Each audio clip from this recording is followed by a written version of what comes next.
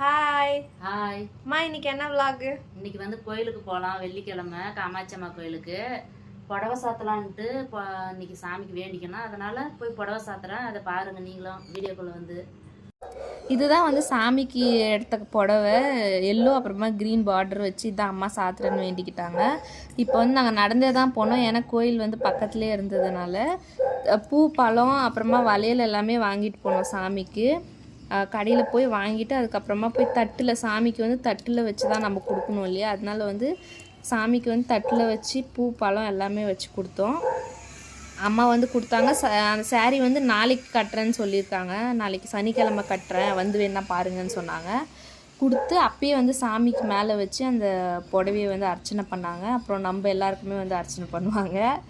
பிரசாதம் அப்புறமா சாப்பிட்டுட்டு சாமி கோயிலுக்கு போயிட்டு வந்துட்டு சாமி பிரசாதம் சாப்பிட்றோம். அடுத்த வீடியோவில்